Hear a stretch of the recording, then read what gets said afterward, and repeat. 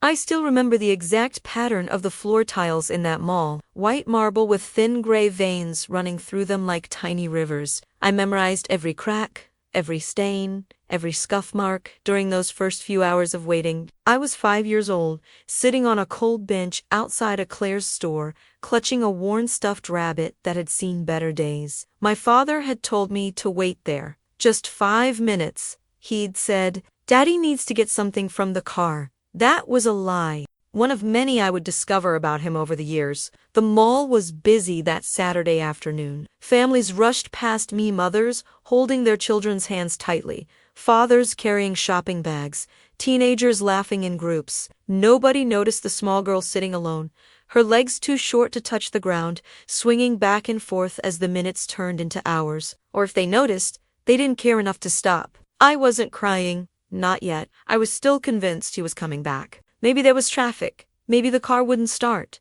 Maybe he got lost. I created 1,000 excuses in my 5-year-old mind, each one more desperate than the last. The sun that had been streaming through the skylight began to fade. The crowds thinned. Stores started pulling down their metal gates with loud, echoing clangs that made me jump each time. That's when she appeared. I didn't see her approach. One moment I was alone, and the next, there was this woman standing in front of me. She wasn't young. Her hair was still gray, pulled back in a neat bun, and her face had the kind of lines that come from a lifetime of expressions. But her eyes were warm, worried, as she knelt down to my level, her knees cracking slightly with the movement. "Hello, sweetheart," she said softly. "Are you here by yourself?" I shook my head vigorously. "My daddy went to get something from the car. He told me to wait here. He'll be back soon." Something flickered across her face, recognition, perhaps, or sadness. She'd probably seen this before, knew what it meant when a child sat alone for hours,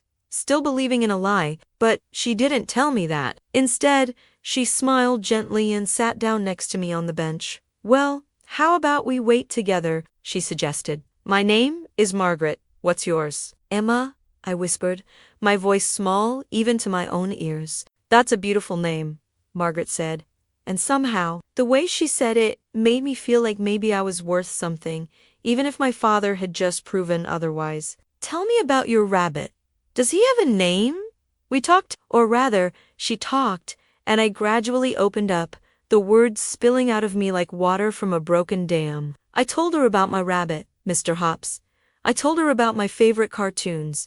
I told her that my mommy had gone away last year and never came back, and now it was just me and Daddy. Except Daddy was always angry and always tired, and sometimes he would look at me like he couldn't remember who I was. Margaret listened to every word, her hand eventually finding mine, warm and steady and real. When the mall announced its final closing warning, she didn't hesitate. "Emma, sweetheart, I don't think your daddy is coming back tonight, but I promise you, you're going to be okay. I'm going to make sure of it." She called the police. I remember the officers, their faces a mixture of professional concern and barely concealed anger as they took notes. They tried to find my father. They searched for my mother. What they discovered was a trail of abandonment my mother had left when I was 4, overwhelmed by postpartum depression that had never been treated, drowning in a marriage to a man who saw his family as burdens rather than blessings. My father, they learned, had been planning this for weeks. He'd maxed out credit cards, sold everything of value in our apartment,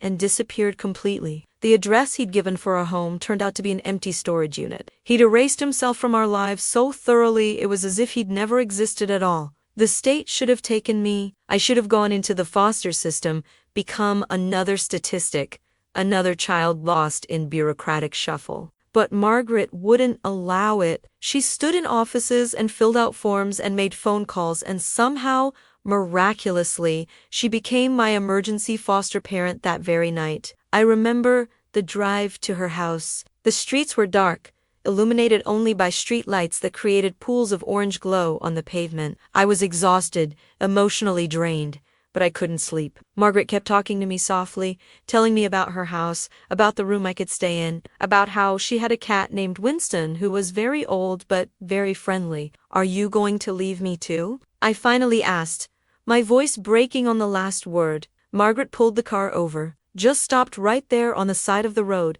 put it in park, and turned to face me fully. The streetlight outside cast half her face in shadow, but I could see tears glistening in her eyes. "No, Emma, I will never leave you. I promise you that with everything I am, you are safe now, you are wanted, you are loved. Do you understand me?" I nodded, even though I didn't fully believe her yet. How could I? Every adult in my life had made promises they didn't keep, but something in her voice, in the fierce certainty of her words, planted a tiny seed of hope in my chest. That night, in a bedroom that smelled like lavender and old books, surrounded by soft blankets, and with Mr. Hobbs clutched tight to my chest, I finally cried. Great, heaving sobs that shook my whole small body, and Margaret held me through all of it, rocking me gently, humming a wordless melody that soothed something deep and broken inside me. "You're going to be okay," she kept whispering. "I've got you now. I've got you." I didn't know then that she meant it literally. I didn't know that she had already made the decision to adopt me, to make me legally and permanently hers. I didn't know that she would spend the next 13 years giving me everything: stability, education, opportunities, and most importantly, the feeling of being genuinely wanted. And I certainly didn't know that she was one of the wealthiest women in the state, a brilliant investor who had built an empire quietly, never flashing her wealth, never seeking attention. To me, she was just Margaret, the woman who saved me, the woman who became my mother in every way that mattered. But I would learn all of this eventually, just as I would learn that my biological father, the man who abandoned me on that mall bench without a backward glance, had been watching from a distance all these years, waiting, calculating, biding his time until the moment he could strike and claim what was never his to begin with. The years with Margaret passed like a dream I was afraid to wake up from. Every morning, I would open my eyes in my lavender-scented bedroom and feel a moment of panic. Was this hell? Would today be the day I woke up back on that cold mall bench? But then I would hear Margaret moving around downstairs, the familiar clinking of dishes as she made breakfast, Winston's soft meowing as he demanded his morning meal, and I would breathe again. She enrolled me in a good school. Not some prestigious private academy. Margaret didn't believe in flaunting wealth, but a solid public school in a nice neighborhood where teachers actually cared and students weren't divided into harsh social hierarchies. I was shy at first, afraid to make friends, terrified that if I got too comfortable, everything would be ripped away again. But Margaret was patient with my fears. Emma, sweetheart," she would say, when I came home crying because I'd been too scared to accept a birthday party invitation, "healing isn't linear. Some days will be harder than others. But I need you to know something: you deserve friendship. You deserve happiness. You deserve to live fully, not just survive." She took me to therapy. Every Thursday at 4 o'clock, I would sit in Dr. Patricia Chun's office with its comfortable chairs and boxers of tissues strategically placed everywhere, and I would slowly, painfully work through the trauma of abandonment. Dr. Chun never pushed, never judged. She taught me that my father's choice to leave said everything about him and nothing about my worth as a person. It took years for that lesson to truly sink in. Margaret supported every interest I developed. When I became obsessed with painting at age 8, she converted her spare room into an art studio for me, complete with an easel, professional-grade supplies, and huge windows that let in perfect natural light. When I decided at 10 that I wanted to learn piano, she hired a teacher who came to our house twice a week, patient and encouraging even when I butchered simple scales. "You don't have to be the best at everything," Margaret told me once when I was crying over a particularly frustrating practice session. "You just have to find joy in the trying." That's what life is really about: finding the things that make your soul sing, and pursuing them not for perfection, but for the pure pleasure of the pursuit. She never married, never had other children. When I asked her about it once I was 12, curious about her past, she smiled in that gentle way she had and said, "I had my career for many years, Emma. I built something I was proud of, but I always felt like something was missing. And then I found you sitting on that bench, and suddenly my life made sense. You are not my consolation prize. You are my greatest adventure. I didn't understand the weight of those words then. I didn't understand a lot of things about Margaret. She lived simply. Our house was comfortable, but not extravagant. A 3-bedroom colonial in a middle-class neighborhood with a big backyard where Winston liked to hunt imaginary prey. She drove a reliable but unremarkable sedan. She shopped at normal grocery stores and clipped coupons, and taught me the value of saving money. There were hints, though if I'd been looking, the way she would sometimes disappear into her home office for hours, emerging with that satisfied look of someone who just executed a particularly clever business maneuver. The occasional phone calls where her voice would shift, becoming sharper, more authoritative, discussing things like portfolio diversification and market trends and acquisition opportunities. The fact that she never seemed stressed about bills, never worried about unexpected expenses, never hesitated when I needed something important, but she kept that world separate from me. To me, she was just Margaret, the woman who made me chocolate chip pancakes on Sunday mornings, who stayed up late helping me with homework she probably didn't fully understand, who held me during thunderstorms because they still scared me, who sat through every school play and art show and piano recital beaming with pride like I was performing at Carnegie Hall. "You're enough, Emma," she would tell me whenever I felt inadequate, whenever the old wounds of abandonment opened up and made me feel worthless, "just as you are, right now. In this moment you are enough. You don't have to earn love. You don't have to be perfect. You just have to be you." High school came with its own challenges. Teenagers can be cruel, especially when they sense vulnerability. There were questions about my family, about why I didn't look like Margaret, about where my real parents were. I learned to deflect, to build walls, to protect the tender truth of my story from people who might weaponize it. But Margaret taught me something important during those years. My story was mine to tell or not tell, as I chose. I didn't owe anyone explanations. I didn't owe anyone access to my pain. "Some people collect traumas like trading cards," she said once, after a particularly rough day where a classmate had pressed me for details about my biological parents with that ghoulish curiosity some people have for others' suffering. They want to hear your story so they can feel something: sympathy, superiority, voyeuristic thrill. But you don't exist to be their entertainment or their charity case. You are a whole person, not just your past. I graduated high school with honors. Margaret cried at the ceremony, dabbing at her eyes with a tissue while trying to maintain her composure. I was 18 now, legally an adult, accepted to a good university with a partial scholarship. My future stretched before me, full of possibility. That summer, before college, was golden. Margaret and I took a road trip across the country.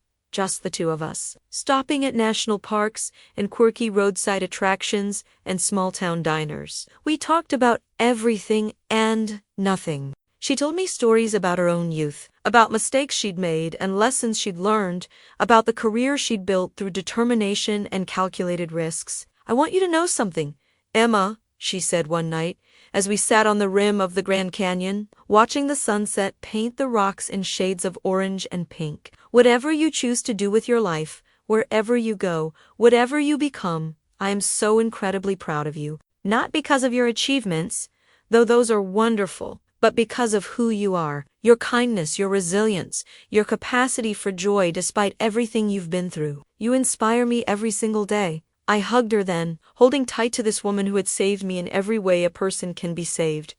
I didn't know that summer would be our last together. I didn't know that the universe, having finally given me something good and pure and stable, was preparing to take it away. College started in September. I chose a school only 2 hours, awake close enough to visit Margaret on weekends, far enough to feel like I was spreading my wings. We talked on the phone every few days, and I would drive home at least twice a month. She came to visit me, too, taking me out to dinner, meeting my new friends, listening with genuine interest as I rambled about my classes and professors and the overwhelming independence of university life. "You're thriving," she said during one of those visits, her eyes shining with pride. I knew you would, but seeing it happen is something else entirely. It was during my sophomore year that things began to change. Subtle things at first. Margaret seemed more tired during our phone calls, her voice sometimes breathless. She waved off my concerns, insisting it was just a cold, just age catching up with her. She was 68 now, after all. But something nagged at me.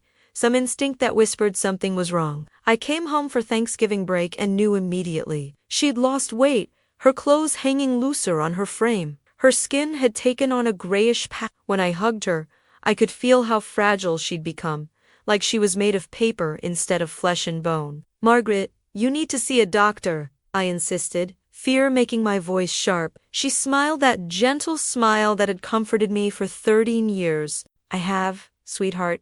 Several, actually. My blood ran cold. What did they say? We sat down in the living room, the same room where she'd first taught me to play chess, where we'd watched countless movies, where she'd held me through nightmares and heartbreaks and every fear that had plagued my adolescence. Winston, ancient and creaky now, jumped into her lap and she stroked his fur with practiced movements. I have pancreatic cancer, Emma, stage 4. They caught it late, there weren't many symptoms until recently, and by the time I noticed something was wrong, she trailed off, but the implication was clear. The world tilted. I felt like I was 5 years old again, abandoned and terrified. Except this time the loss looming before me was infinitely worse, because this time I knew exactly what I was losing. No, there has to be treatment, chemotherapy, surgery, something. There are options, Margaret said calmly, still stroking Winston. But the prognosis isn't good regardless. I've chosen to forego aggressive treatment. At my age, with this particular cancer, the treatment would give me a few extra months of feeling terrible versus fewer months of feeling relatively okay. I've chosen quality over quantity. How long?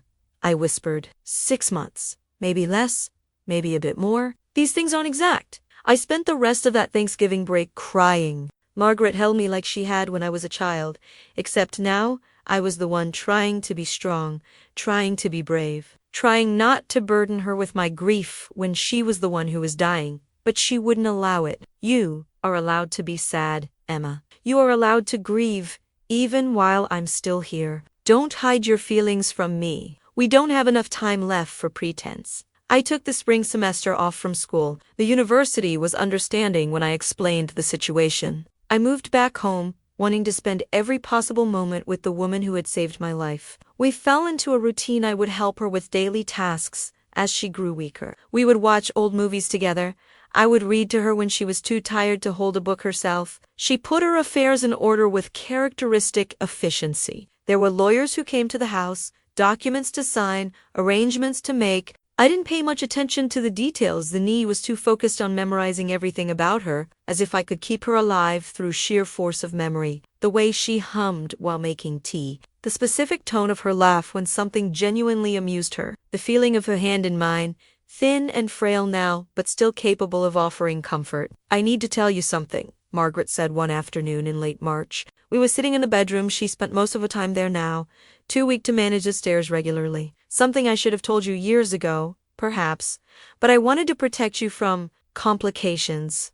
What is it? I asked, holding her hand gently. I'm not who you think I am, or rather, I'm exactly who you think I am, but I'm also someone else. She paused, gathering strength. Emma, I'm very wealthy, extremely wealthy. I built an investment company from nothing, grew it into something substantial. I've been managing my portfolio quietly for decades, and I've made arrangements for you to inherit everything. I stared at her, not understanding. Margaret, I don't care about money. I just want you to... I know, sweetheart. I know. But after I'm gone, you'll need to be prepared. There's approximately $2.7 million in various accounts and investments. The house is paid off. There are stocks, bonds, other assets. My lawyer, Richard Morrison, will handle everything. He's trustworthy. I've worked with him for 30 years. $2.7 million. The number was incomprehensible.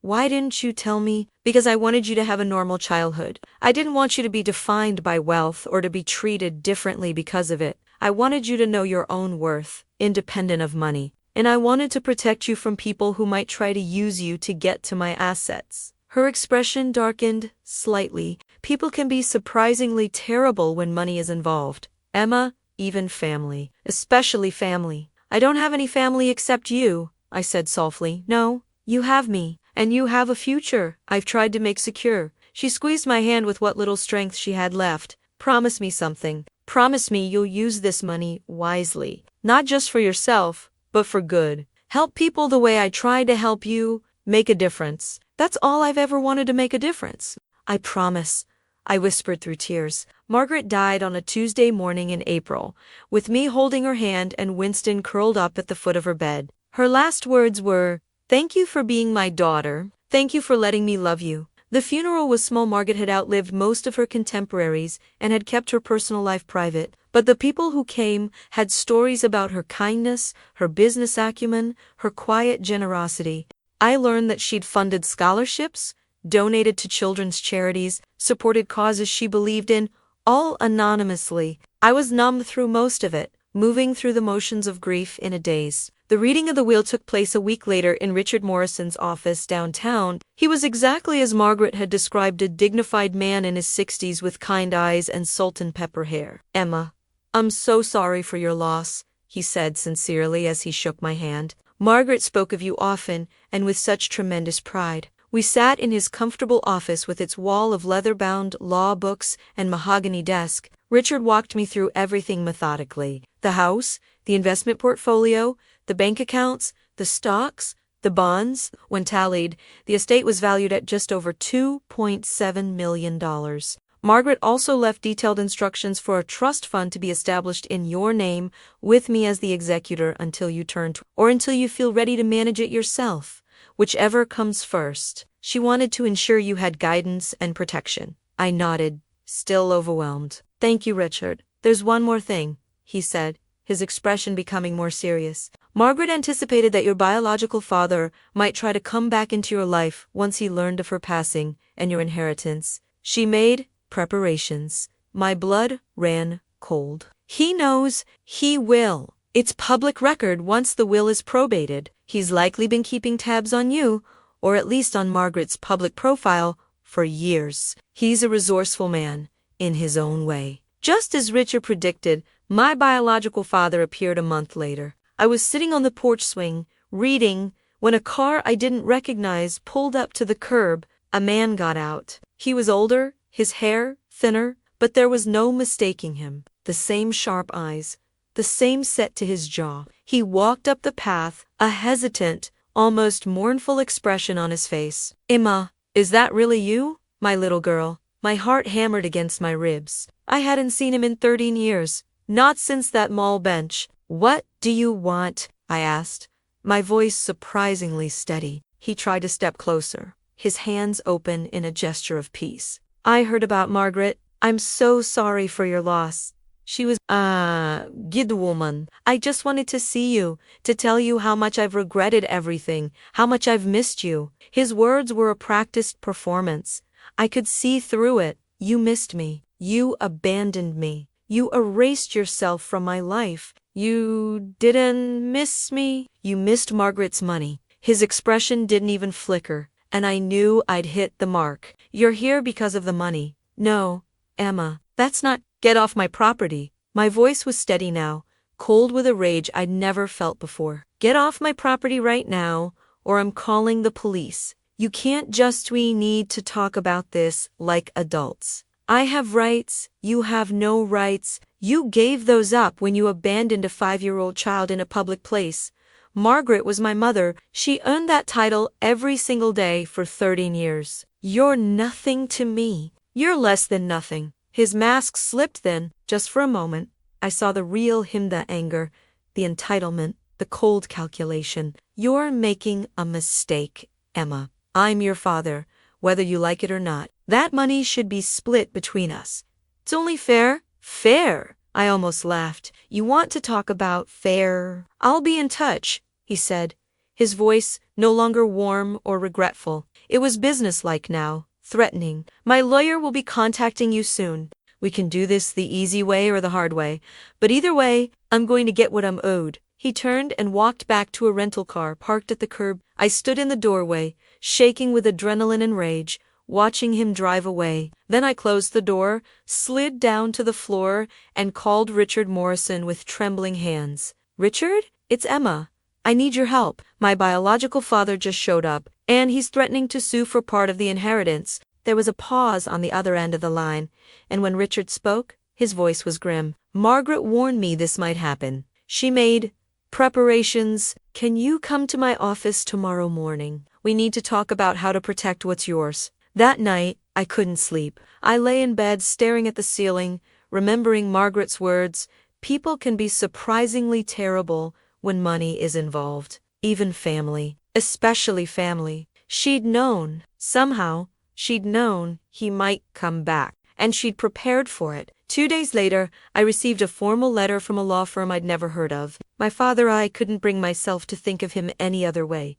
Even in my own mind, was filing a lawsuit challenging the will. He claimed that, as my biological father, he should have been provided for in Margaret's estate. He claimed that Margaret had alienated me from my rightful family. He claimed that he'd been planning to reconnect with me, and that Margaret's death had deprived him of that opportunity. The lawsuit demanded $4 million more than the entire estate was worth. "It's a negotiation tactic," Richard explained when we met. "He's asking for an impossible amount so that when we settle, he still gets a substantial sum. He's betting that you'll want to avoid a prolonged legal battle and the emotional trauma of a trial." "What are our chances if we fight it?"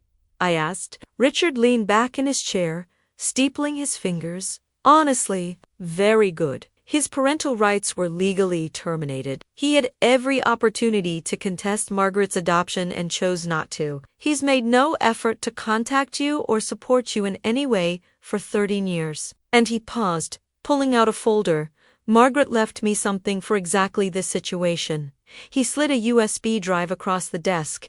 A video statement she recorded a month before she died, with her attorney and a notary present. She wanted to make sure her intentions were crystal clear if anyone ever challenged her inheritance. I felt tears prick my eyes. Even in death, Margaret was protecting me. "There's more," Richard continued. "I've done some research on your father. This isn't the first time he's done something like this. He sued his uncle's estate 15 years ago, settled out of court. He attempted to reconnect with a half-brother who'd received an inheritance 8 years ago. That one didn't go anywhere because the half-brother had witnesses to prior abandonment. Your father has a pattern of appearing in people's lives specifically when they come into money. So what do? We fight," Richard said firmly. "We go to court, we present the evidence, and we make it very clear that this is a frivolous lawsuit brought by an opportunist. It won't be easy, Emma. You'll have to testify. You'll have to face him in court and talk about what he did to you. But I believe we can win this." I thought about Margaret, about her strength,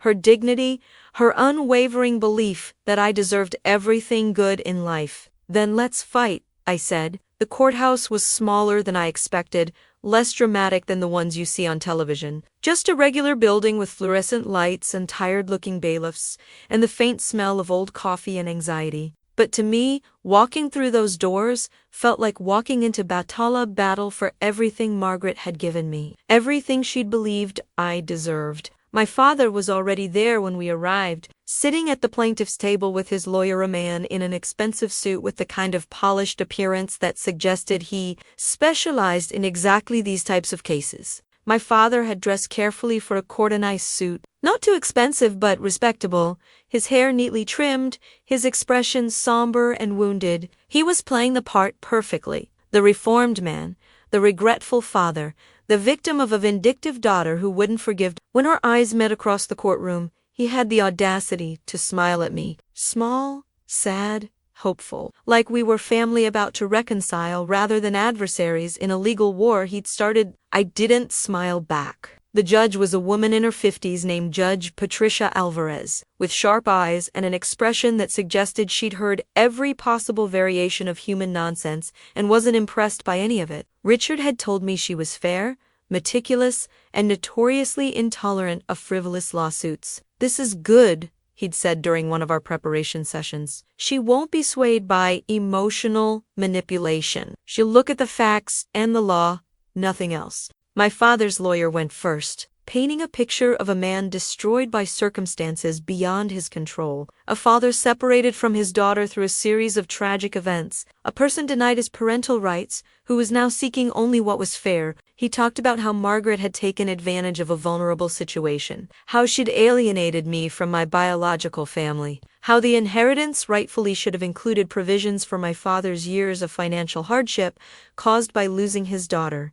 It was masterfully done, I had to admit. If you didn't know the truth, if you didn't know what really happened on that mall bench 13 years ago, you might actually feel sorry for him. His lawyer made it sound like my father had been a victim of an overzealous social services system. A grieving man who'd lost his wife and then his daughter in quick succession, who'd been too overwhelmed to fight the adoption at the time but had never stopped loving me. Then, Richard stood up. "Your Honor," he began, his voice calm and measured but carrying an undercurrent of steel. "What we have here is not a father seeking reconciliation with his long-lost daughter. What we have here is an opportunist seeking to profit from a young woman's grief. And the evidence will make that abundantly clear." He presented it all methodically, piece by devastating piece. The police reports from the night I was abandoned, with detailed notes about how officers had searched for my father and found only evidence of deliberate, flight-closed bank accounts,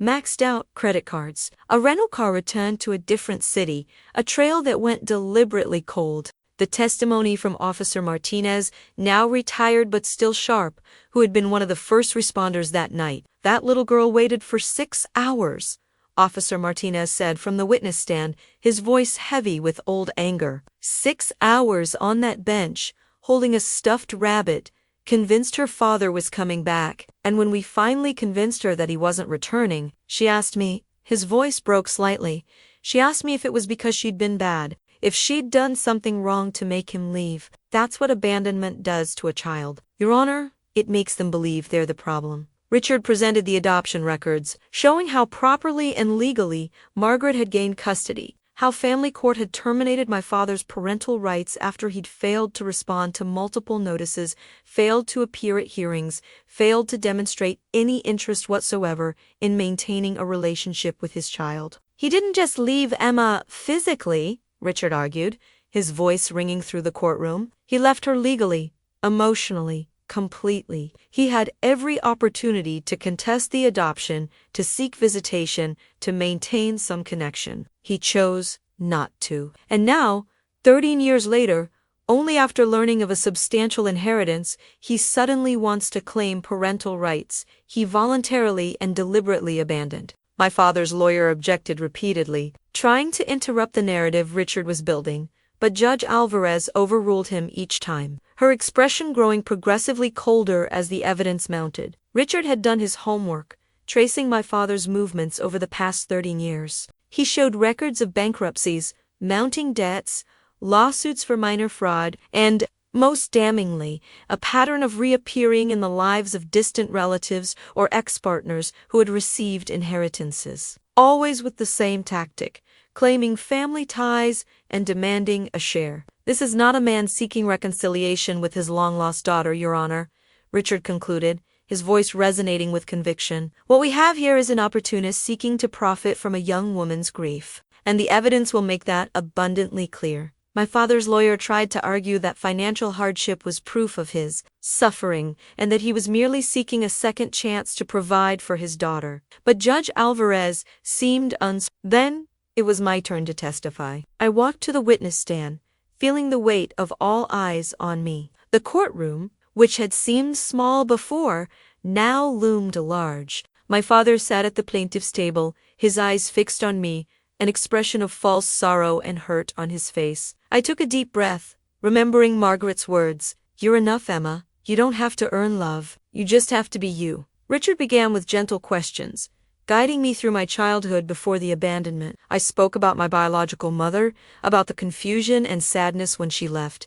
I spoke about my father, about the anger and weariness he displayed, about how he looked at me as if I were a burden. "And then, on the day you were abandoned, what happened?" Richard asked, his voice gentle. I closed my eyes for an instant, reviving that day. "He told me to wait 5 minutes," he said. "Daddy needs to get something from the car." I believed him. I waited 4 hours. The mall emptied, the stores closed. I was with my rabbit, Mr. Hops. I was scared, but I still believed he would come back. My voice choked a little, but I forced myself to continue. I made excuses in my head. "Traffic? Broken car?" He got lost. Anything to avoid admitting the truth. But the truth was, he wasn't coming back. He never came back. My father's lawyer interjected, "Objection. Your Honor. The witness is expressing opinions and emotions, not facts." "Sustained," Judge Alvarez said, but her tone was soft, almost understanding. "Miss, please stick to the facts." Richard nodded at me, encouraging me. "And then, who appeared?" "Margaret," I said, and just her name brought a wave of warmth and pain. "She found me. She didn't leave me. She promised me I would be safe, that I would be loved, and she kept that promise every day for 13 years. I spoke about the adoption, about therapy, about painting and piano lessons. I spoke about the stormy nights, about her advice, about the road trip before college. I spoke about how she taught me what unconditional love was, what family was. "Margaret was my mother," I declared, looking directly at my father, who now seemed uncomfortable, his mask of sorrow beginning to crack. "She saved me. She gave me a life. She taught me to be who I am." Then, my father's lawyer began his cross-examination. He tried to corner me, insinuating that Margaret had programmed me against my biological father, that she had alienated me from my true family. "Miss Emma," he began, his voice slick, "don't you think that Mrs. Margaret, being such a wealthy and influential woman, might have taken advantage of a vulnerable situation to adopt a child and perhaps mold her in her own image, distancing her from her biological roots?" My anger simmered, but I remembered what Margaret taught me about dignity. Margaret gave me roots. She gave me a home. She gave me love. My biological father gave me a cold bench in a mall and a lie. "But you feel no connection to your biological father? No curiosity about his history, your blood family?" He pressed. "My blood family abandoned me," I replied, my voice steady. "My real family found me and loved me. The only curiosity I have is why he waited 13 years to show up, and why it only happened after Margaret died and I inherited her money." He tried a few more questions, but I answered with the truth, with the pain and gratitude I felt. I was not a fragile victim. I was Margaret's daughter, and she had taught me to be strong. When Richard dismissed me, I felt a huge weight lift from my shoulders. I had spoken my truth. "Your Honor," Richard said, rising again, "we have one final piece of evidence we would like to present. A video statement from the late Margaret Thompson, recorded in the presence of her attorney and a notary public 1 month before her passing." A heavy silence fell over the courtroom. My father's lawyer looked visibly nervous. Judge Alvarez nodded, and a court technician prepared the equipment. The large screen on the wall lit up, and there she was, Margaret, thinner, her fussy Polly, but her eyes still full of that warm light and determination I knew so well. She was sitting in her favorite armchair, the same one where I used to sit and read to her in her final months. "My name is Margaret Thompson," she began, her voice a little weak, but clear. "I am recording this statement in full possession of my mental faculties, aware of my last will and testament. My attorney, Richard Morrison, and the notary public, Ms. Evelyn Reed, are present as witnesses." She looked directly into the camera, and I felt as if she were speaking directly to me. "I love my daughter, Emma. She's the light of my life, the greatest gift I have ever received. I legally adopted her 13 years ago, after her biological father abandoned her in a shopping mall. He showed no interest in her life, her upbringing, or her well-being throughout all these years." My father's face in the courtroom was ashen. He tried to stand, but his lawyer held him back. Margaret continued, her voice gaining strength. "I built my fortune through hard work and intelligence, and I built it with the purpose of ensuring a secure future for Emma. My will is clear, all my property, all my assets, all my savings and investments are for her, and for her alone." She paused, and her eyes, even on the screen, seemed to penetrate my father's soul. "I know there are people who may try to contest this, people who may appear out of nowhere, claiming blood ties or parental rights that they themselves abdicated. I know that Emma's biological father has a history of seeking financial gain through relatives' inheritances. Let it be clear, he is entitled to nothing. He is not family. He is not a father. He is a stranger who abandoned a child and now seeks to profit from my death." Margaret's voice, though soft, was unwavering. "My intention is for Emma to be protected, for her to have the freedom and resources to build the life she deserves without the shadow of a past that does not define her. I trust her to use this inheritance wisely to make a difference in the world. As I tried to do, this is my last will. Let it be fulfilled. The screen went dark. The silence in the courtroom was deafening. No one moved. My father's lawyer was pale, speechless. My father had his head bowed, the image of his defeat etched into every line of his body. I felt tears stream down my face, but they were not tears of sadness. They were of gratitude, of love, of a profound sense of being seen and protected. Margaret, even after she was gone, was still there, fighting for me. Judge Alvarez cleared her throat, breaking the silence. She looked at my father's lawyer, who tried to stammer something about coercion and undue influence, but the judge cut him off. "Sir," she said, her voice cold and authoritative. The statement from the late Mrs. Thompson was recorded with all legal formalities in the presence of witnesses and a notary. Her mental clarity and intentions are unquestionable. The evidence presented by the defense, including records of abandonment, the absence of contact for 13 years, and the plaintiff's pattern of behavior in inheritance cases, is overwhelming. She looked at my father, who still kept his head bowed. This court cannot ignore the facts. The plaintiff abandoned his daughter, relinquished his parental rights, and showed no interest in her life until a substantial inheritance became available. Mrs. Margaret Thompson, on the other hand, fulfilled the role of a mother in every sense of the word, providing love, care, and security. The judge brought down her gavel. Considering all the evidence presented, this court rules in favor of the defendant, Emma Thompson. The plaintiff's claim is denied in its entirety. The inheritance of Mrs. Margaret Thompson belongs entirely to her daughter, Emma Thompson, as established in her will. A collective sigh of relief seemed to sweep through my side of the table. Richard squeezed my hand, a genuine smile on his face. My father finally lifted his head, his eyes filled with cold, impotent rage. He shot me a look that promised this wasn't over, but I felt no fear. Only a deep weariness and a renewed determination. Justice had been served. Outside the courthouse, my father's lawyer attempted one last approach. "Emma," he said, his voice now devoid of its earlier politeness, "my client is still your father, he can appeal. This could drag on for years. Perhaps it would be better to consider a settlement,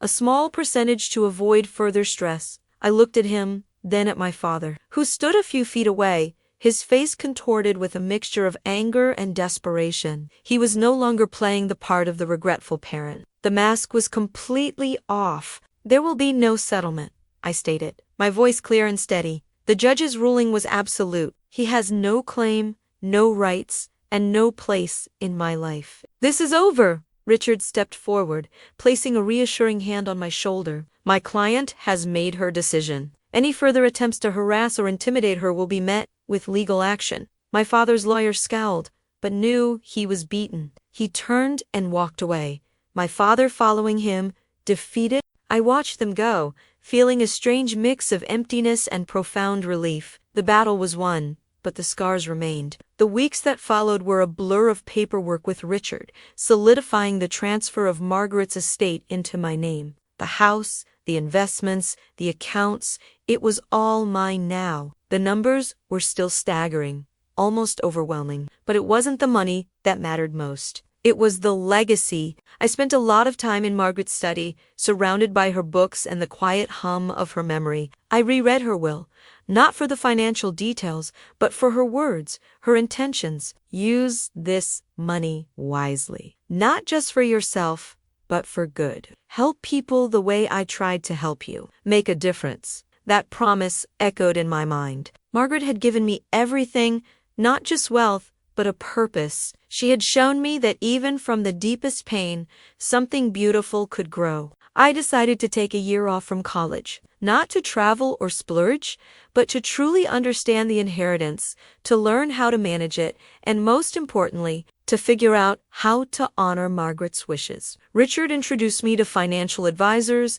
philanthropic consultants, and people who had dedicated their lives to making a positive impact. One afternoon, I visited the old mall where Margaret had found me. The floor tiles were still there, the white marble with thin gray veins. Claire's was still there. I sat on the same cold bench, but this Chimie, I wasn't alone. Margaret was with me, in my heart, in my memories, in the strength she had instilled in me. I thought about the little girl I had been, clutching Mr. Hops, waiting for a father who never came, and I thought about the woman I had become, thanks to a mother who chose me, who loved me fiercely, and who, even in death, protected me. The inheritance wasn't just money, it was a testament to love, resilience, and the profound truth that family isn't always about blood, but about the bonds we forge, the promises we keep, and the lives we touch. Margaret had given me an inheritance far greater than any sum of money. She had given me a future, a purpose, and the unwavering knowledge that I was, and always would be, loved, and I would spend the rest of my life making sure her legacy lived on. How does this version feel?